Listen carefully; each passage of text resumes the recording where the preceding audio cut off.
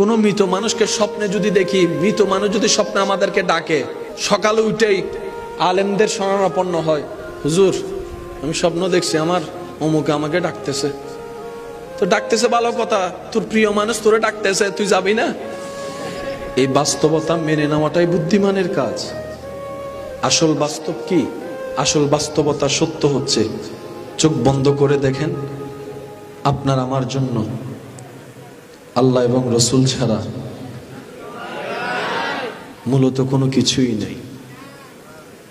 বুদ্ধিমান তারাই যারা এই বাস্তবতাকে সামনে রেখে এই বন্ধুত্ব ঠিক রেখে চলে, তাদের জন্য ফিদ দুনিয়া হাসানাতাও ওয়া ফিল আখিরাতি হাসানা। চিৎকার দিয়ে বলুন না সুবহানাল্লাহ।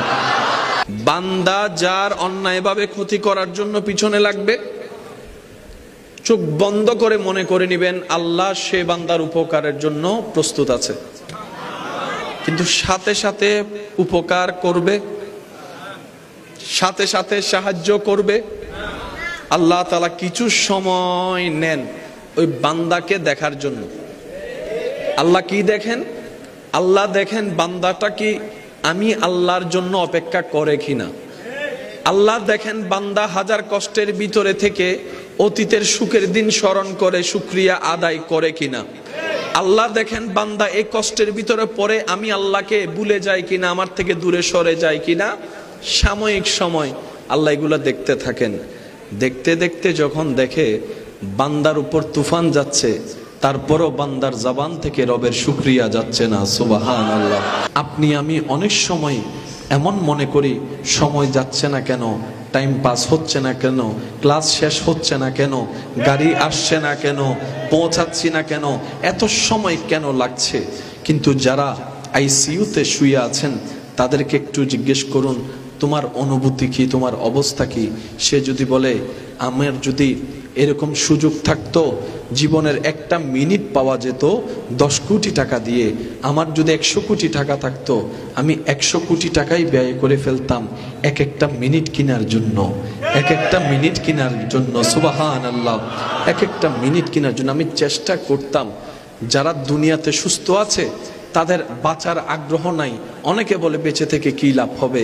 আইসিইউতে যারা আছে তারা ফরিয়াদের পর ফরিয়াদ করছে, আল্লাহ একবার সুস্থ করে ফিরিয়ে দাও, একবার সুস্থ জীবনে ফিরিয়ে দাও, একবার বাসায় যেতে দাও, একবার আমার সন্তানকে বুকে লাগাতে দাও, একবার আমার স্ত্রীকে দেখতে দাও, একবার আমার স্বামীকে দেখতে দাও, একবার আমার মা বাবার চেহারাকে মন ভরে দেখতে দাও, আল্লাহ একবার দয়া করো, একবার দয়া করো। সেজন্য মাথায় রাখবেন এই দুনিয়া নামই হচ্ছে ফানি, এটা সৃষ্টি হয়েছে শেষ হয়ে যাওয়ার জন্য, বিলীন হয়ে যাওয়ার জন্য। তাই বুদ্ধিমান সফল সেই ব্যক্তি যে ব্যক্তি এই সৃষ্টির খুঁজে নয়, স্রষ্টার রহমতের তালাশে নবীর প্রেম নিয়ে নিজের সাধ্য মতো নেক আমলের জিন্দেগি করে যাওয়ার চেষ্টা করে, আশেপাশের মানুষের অন্তরকে আল্লাহর সন্তুষ্টির জন্য খুশি রাখার চেষ্টা করে। আল হুব্বু ফিল্লাহ, রবের ভালোবাসা পাওয়ার জন্য রবের সৃষ্টিকে ভালোবাসবে। মনে রাখবেন ওই ব্যক্তিদের জীবনটা রব্বুল আলামিন এমন নিয়ামত দিয়ে সাজিয়ে দিবেন, ওই মানুষ মারা যাওয়ার পর ডেকে ডেকে আর জানাজায় মানুষ আনতে হবে না। যারাই শুনবে নিজ দায়িত্বে কাজ ফেলে জানাজায় চলে যাবে দোয়া করার জন্য, সুবহানাল্লাহ। আমরা অনেক সময় নিজেদের মতো বুঝতে গিয়ে এই প্যাঁচগুলা লাগাই। আমরা এখন মরানা জিন্দা, আমরা এখন মরানা জিন্দা। মায়ের পেটে যখন ছিলাম মরানা জিন্দা। মায়ের পেটের জিন্দার জীবন একরকম, ছোট বাচ্চার জিন্দার জীবন একরকম, হাঁটতে চলা বাচ্চার জিন্দার জীবন একরকম, স্কুল কলেজে পড়া ছেলেদের জিন্দার নিয়ম একরকম, সুস্থ সবল স্বাভাবিক তাদের জিন্দা একরকম, বৃদ্ধদের জিন্দা একরকম। এক এক জনের জিন্দা থাকা বলেন না, এই সিস্টেম করেছেন কে? করে দেখাতে পারেন কে? তো যে আল্লাহ মায়ের পেটে বদ্ধ ঘরে পানির ভিতরে জিন্দা রেখেছেন, ওই আল্লাহ বদ্ধ মাটির ঘরের ভিতরেও জিন্দা রাখতে পারেন, জিন্দা রাখতে পারেন। হাসরের ময়দানও আমরা যখন উঠবো কেউ মৃত উঠবো না, জিন্দাই উঠবো। ওই জিন্দেগি আলাদা, কবরের জিন্দেগি আলাদা, জান্নাতের জিন্দেগি আলাদা। কেমন সেটা আল্লাহ ভালো জানে, বলেন না সুবহানাল্লাহ। মৃত্যু মানে কি তাইলে কি শেষ না শুরু? একটু সবাই বলেন, মৃত্যু মানে শেষ না শুরু? এই কবরে যাওয়ার পরে যখন সবাই মাটি দিবে, একটু মনোযোগ দিব আমরা সবাই, মাটি দিবে। প্রথমে মাটি দেওয়ার আগে কি দেয়? চাটাই বাঁশ দেয়, যাতে মাটিগুলা সরাসরি গিয়ে না পড়ে। মনে রাখবেন, কেউ যদি মারা যায়, ওই মৃত ব্যক্তি আল্লাহর মেহমান হয়। এটা সমাজের খারাপ মানুষ হোক, কিন্তু সেই যখন মৃত্যুবরণ করলো, সে সরাসরি আল্লাহর হিসাবে চলে গেল। তার যাত্রাটা এখন ডাইরেক্ট কোন দিকে? বলেন না, কোন দিকে? আমরা এখান থেকে যাত্রা করব ঘরের দিকে অথবা দোকানের দিকে, আলাদা আলাদা ডেস্টিনেশন আছে, কিন্তু মানুষ যখন মারা যায় তার যাত্রাটাই হয় আল্লাহর দিকে। তার মেহমানটা কার? বলেন না, মেহমানটা কার? ইসলামের সৌন্দর্য কত চমৎকার! নবী রাহমাতুল লিল আলামিন সাহাবাকে নিয়ে বসে আছেন। ইত্য বছরে একটা জানাজা যাচ্ছে অন্য। নবীজি বললেন, সাহাবা তোমরা দাঁড়াও, তোমরা দাঁড়িয়ে সম্মান দেখাও, তোমরা দাঁড়িয়ে সম্মান জানাও। সুবহানাল্লাহ। রবের প্রত্যেকটা কাজে নিখুঁত কিছু হিকমত থাকে। আমাদের অল্প জ্ঞান, বিবেক, বুদ্ধি সেটাকে কভারেজ করার কোনো ক্ষমতা রাখে? আমরা বুঝতে পারি না। আমাদের কাছে মনে হওয়া অনেক জীবনের ঘটনার নেগেটিভ সাইটও বান্দা যদি ধৈর্যের সাথে, শুকরিয়ার সাথে জীবন পার করতে পারে, ওই নেগেটিভটাকে হাজার গুণ পজিটিভ আকারে সাজিয়ে বান্দার সামনে যিনি প্রেজেন্ট করে দেন, আওয়াজ দিয়ে বলুন তিনি কে? জগৎ একজনকে শেষ করার জন্য সেই ছোট্ট অবস্থায় কুফে ফেলে দিয়েছিল। এই পৃথিবী একজনকে ছোট্ট অবস্থায় কুফে ফেলে দিয়েছিল হিংসার কারণে। কিছু হওয়া তো দূরের কথা, দুনিয়াতে যেন তার নিঃশ্বাসটাই না থাকে, প্ল্যানিং ছিল বান্দার। কিন্তু রব্বুল আলামিনের হিকমত ছিল, তোরা যেহেতু আমার বান্দাকে দুশমনি করে কুফে ফেলেছিস, আমি আল্লাহ কুদরতি দয়া দিয়ে তাকে সিংহাসনে বসিয়ে দিব। শুনি নাই, আওয়াজ আর একটু বড় হবে। হিকমতকার, হিকমতকার, হিকমতকার। তাহলে আপনার জীবনে যদি দেখেন কিছু এমন চরিত্রের মানুষের সাথে আপনার সাক্ষাৎ হয়েছে, যদি আপনার জীবন চলায় দেখেন এমন কিছু মানুষের সাথে আপনার পরিচয় হয়েছে যারা আপনার ক্ষতি করার জন্য 10 তলা উপর থেকে প্রস্তুত, তাদের সাথে যুদ্ধ করে টিকার মতো অ্যাবিলিটি আপনার আমার নেই। তাদের টাকার আধিক্যতা অনেক বেশি, তাদের জনবলের আধিক্যতা অনেক বেশি, তাদের শক্তি সামর্থ্য অনেক বেশি। আপনার সেই জায়গায় তাদের তুলনায় কিছু নেই। মন ছোট করার দরকার নেই। আপনি শুধু 2টা কাজ করুন, রবের হুকুমের দিকে তাকিয়ে ধৈর্য ধরে বসে থাকুন আর শুকরিয়া রবের দরবারে করতেই থাকুন, করতেই থাকুন। রবের দরবারে শুকরিয়া, রবের দরবারে শুকরিয়া আদায় করতে থাকুন। লা ইন শাকারতুম লা আযীদান্নাকুম আপনার জন্য হয়ে যাবে, ইন্নাল্লাহা মা'আস সাবিরিন আপনার জন্য হয়ে যাবে। সুবহান। মনে রাখবেন, বান্দা যার ক্ষতি করার জন্য লাগে, আল্লাহ তাআলা তার উপকার করতে চায়। সুবহানাল্লাহ বলতে হবে। আর একটু জোরে মনোযোগ কি আছে আপনাদের?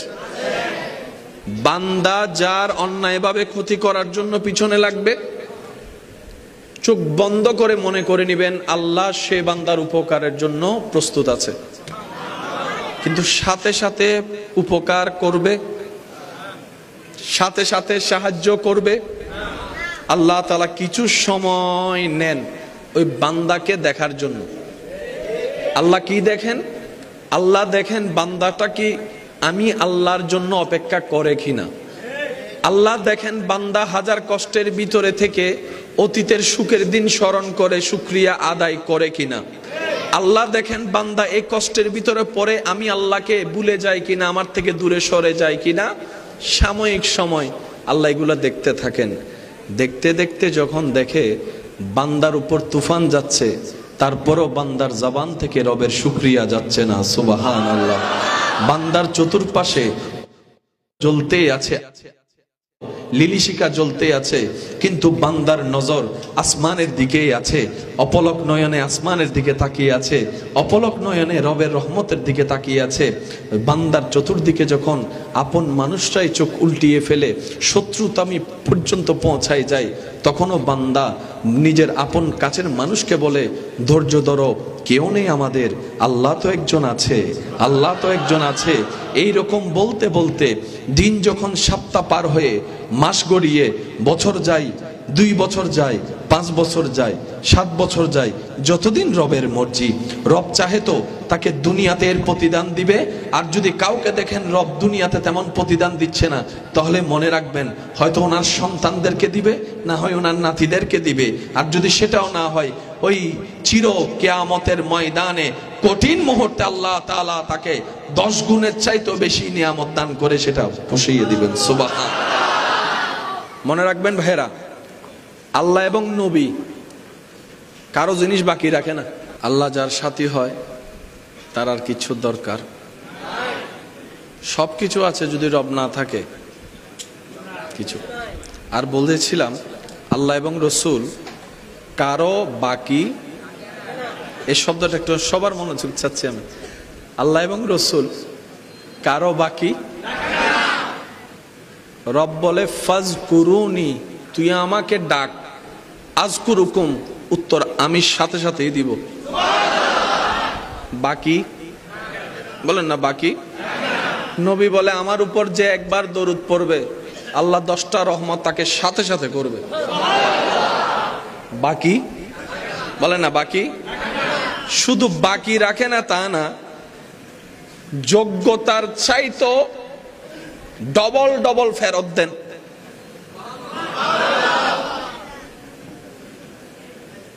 এমন কি কেউ আছে যে 10,000 টাকা তোকে দিব, আমার সারা দিনের আজকের গুনাহগুলো তুই নিবে? কারোর জন্য কেউ আটকাতে চায়? হাসরের ময়দানে নফসি নফসি যখন স্লোগান চলবে চতুর্দিকে, চতুর্মুখ থেকে একটা আওয়াজ, সবাই বলেন নফসি নফসি নফসি, বলেন বলেন ইয়া নফসি ইয়া নফসি ইয়া নফসি ইয়া নফসি। একই শব্দ, একই আওয়াজ চতুর্দিক থেকে। হাজার কোটি মানুষ যদি একসাথে ইয়া নফসি বলতে থাকে, আওয়াজের ভয়ঙ্করটা কি রূপ হতে পারে। আরো করবে সবাই কান্না নিয়ে, আর্তনাদ নিয়ে, ভয় নিয়ে। কোটি কোটি ইয়া নফসি স্লোগানের ভিতরে হঠাৎ করে এক পাশ থেকে একটা ভিন্ন স্লোগান আসবে, উম্মতি উম্মতি উম্মতি, সুবহানাল্লাহ, উম্মতি উম্মতি উম্মতি। সবাই করবে ইয়া নফসি, শুধু একজনে করবে উম্মতি উম্মতি উম্মতি। কি সৌভাগ্য আপনার আমার নসিবে, ওই ময়দানে ওই ভিন্ন সুরে ডাকা যিনি, ওনাকে আমরা পেয়েছি নবী হিসেবে। এটা আমাদের নবী। মুসা নবীর উম্মতের সামনে গিয়ে বুক ফুলাই বলতে পারবো উম্মতি বলছে, এটা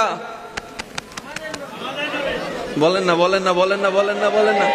ঈসা নবীর উম্মতের সামনে দায়িত্বহীন কণ্ঠে বলতে পারবো হাসরের ময়দানে উম্মতি উম্মতি যেটা বলছে এটা তোদের না, এটা আমাদের নবী, এটা আমাদের নবী, এটা আমাদের নবী। ইমাম বলে সবসে আলা ওয়ালা हमारा नबी, सबसे बाला वाला हमारा नबी, अपनी मौला का प्यारा हमारा नबी, दोनों आलम का दूल्हा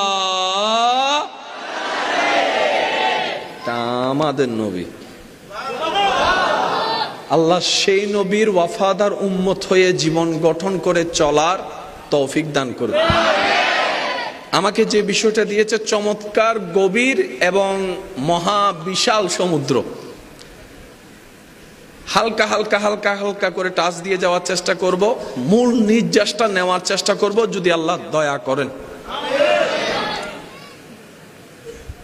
আপনি মন খারাপ করে থাকেন, কান্না করেন, যেমনে চলেন যেমনে থাকেন, এটা সুনিশ্চিত 1 সেকেন্ড যাচ্ছে, একটি বার যাচ্ছে, আমরা কবরের খুব কাছে চলে আসতেছি।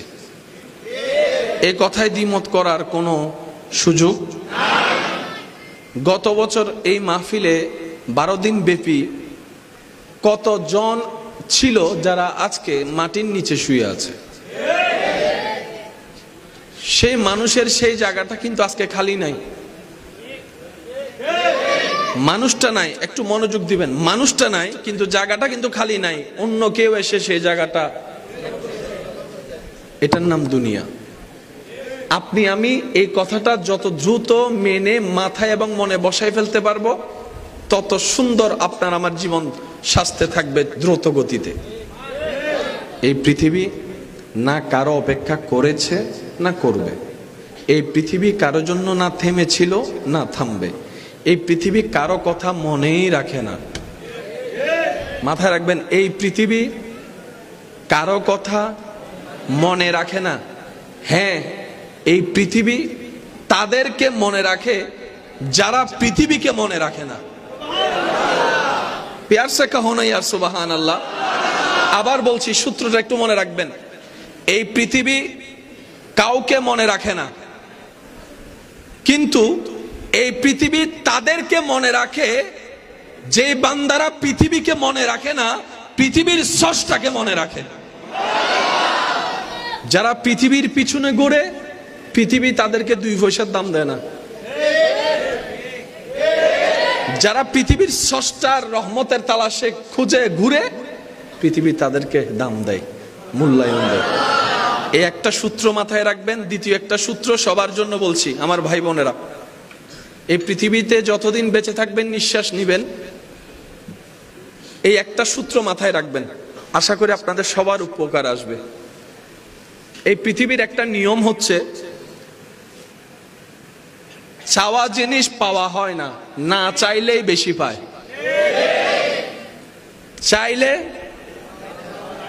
পায় না, না চাইলে পায়। এবার বলেন, মানুষ চায় কি, দুঃখ না সুখ? মানুষ খুঁজে কি, চায় কি, স্বপ্ন দেখে কি, দুঃখ না সুখ? পায় কি? পায় কি?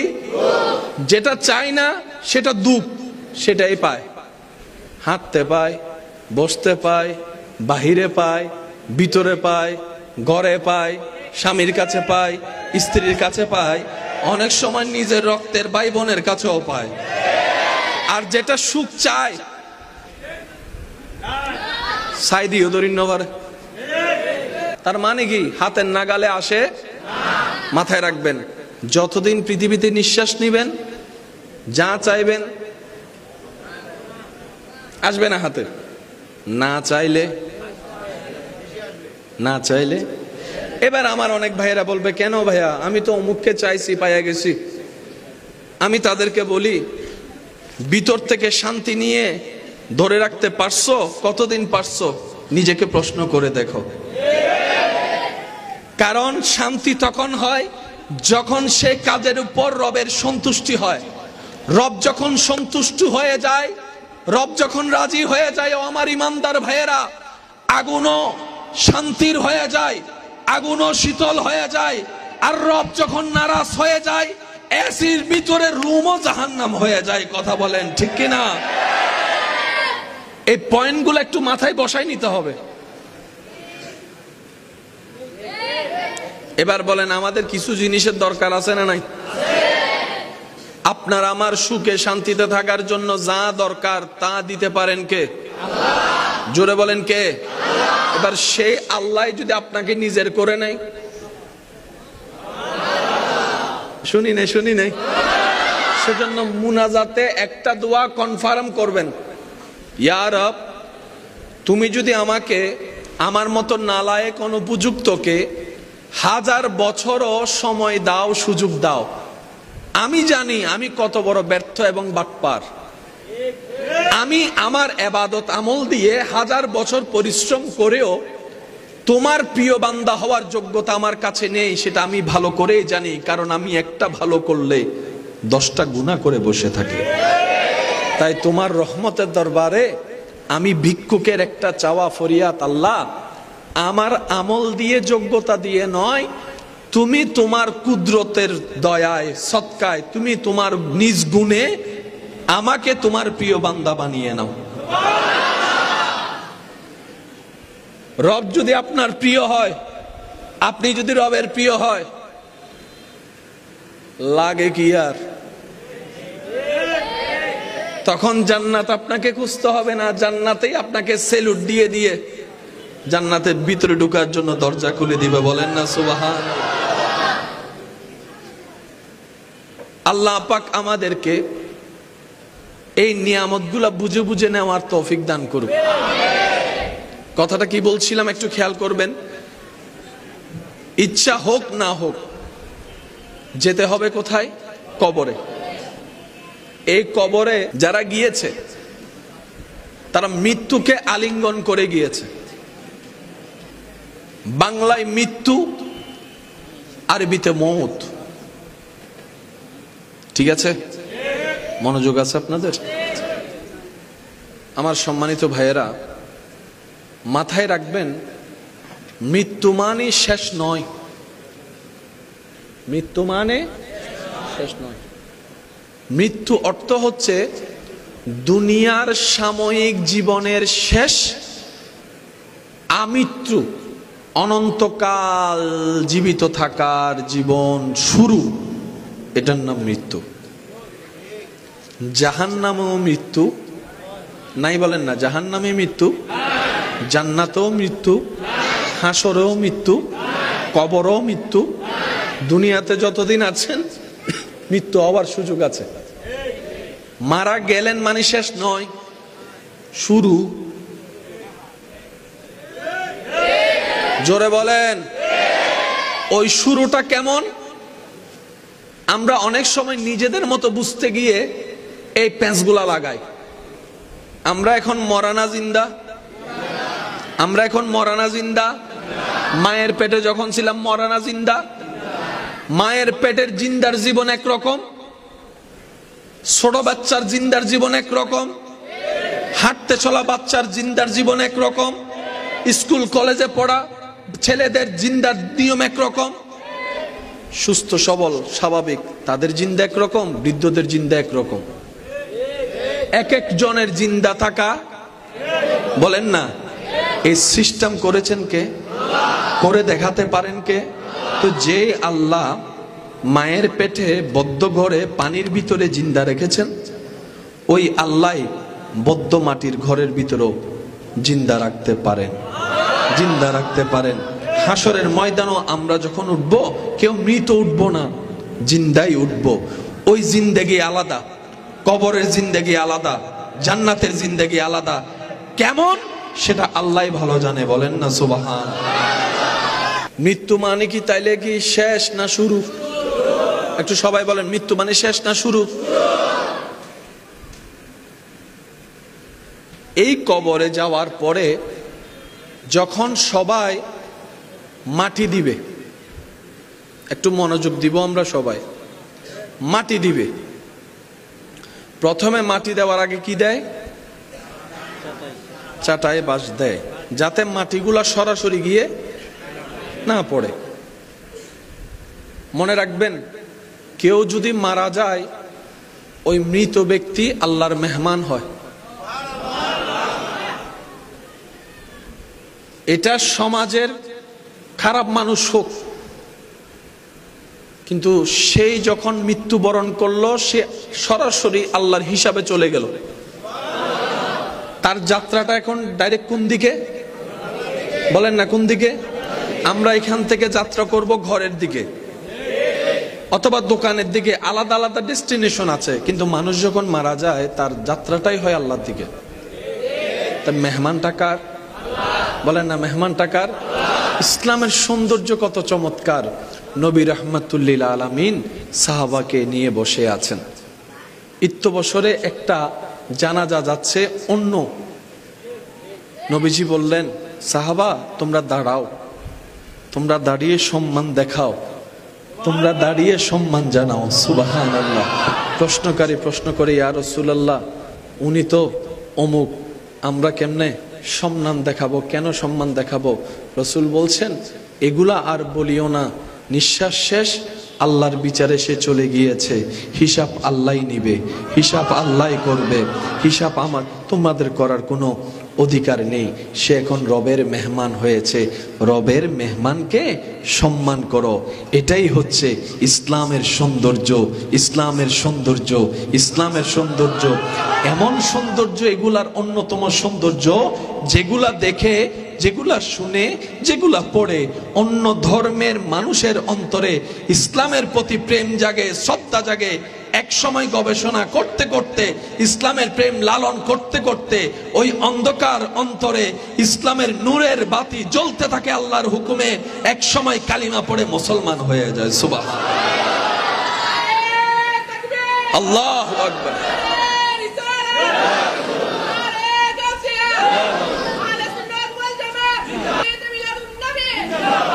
ইসলামের চাইতে সুন্দর পৃথিবীতে আর কিছু? বলেন না, একটু জোরে বলেন, আছে? এবার আপনাকে চাটাই টাটাই দিয়া যখন শুরু করলো, রোদের আলো ভিতরে আসা আস্তে আস্তে কমতে লাগলো। বাঁশের ফাঁকে, চাটার ফাঁকে একটু একটু রোদের আলো, দিনের আলো ঢুকে, সেটাও বন্ধ হয়ে যায় যখন। আচ্ছা, মাটি দেওয়ার পরে যারা কবর দেয় তারা, এবং যারা কবর দিতে দেখেছেন, আপনারা একটু আমাকে আওয়াজ দিয়ে সহযোগিতা করবেন। মাটি উপরে দেওয়ার পরে তারপরে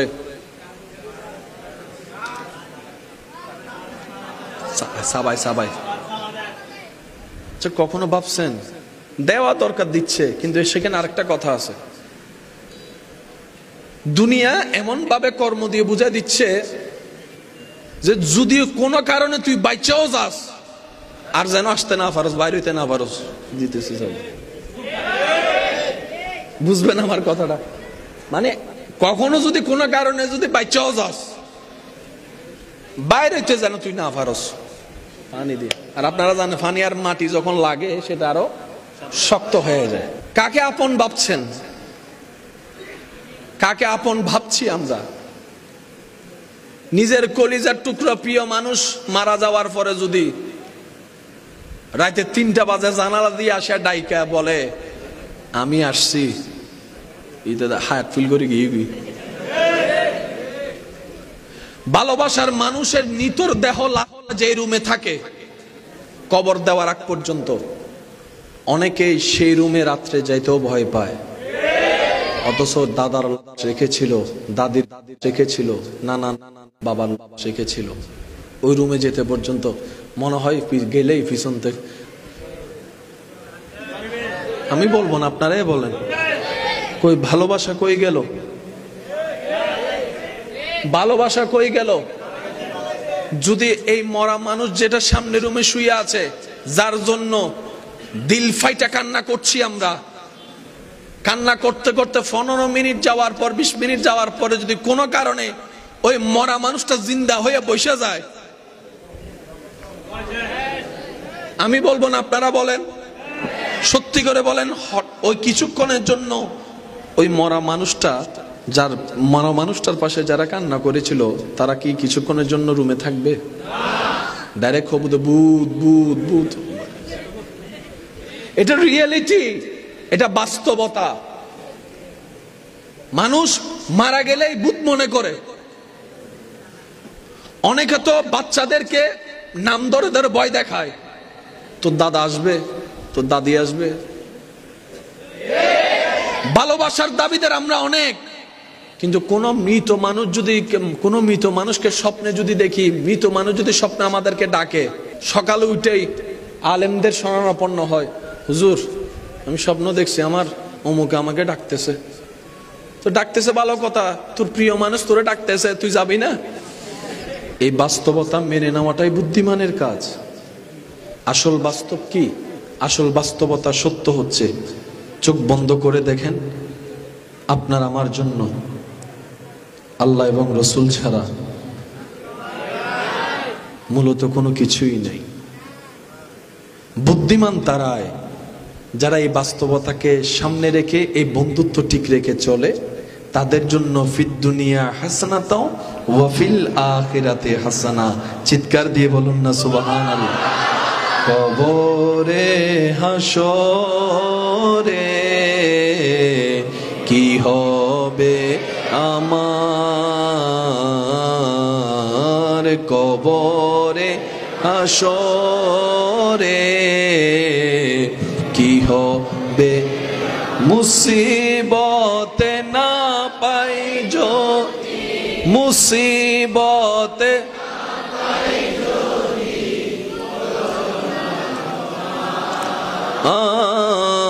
আর কবরে হাসরে কি হবে, কি কবরে হাসরে কি হবে। আল্লাহুম্মা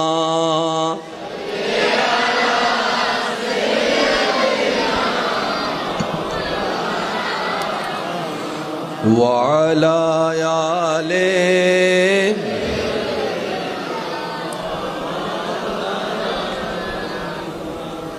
আল্লাহ পাক আমাদেরকে এই বাস্তবতা মাথায় মনে বসাই নেওয়ার তৌফিক দান করুন।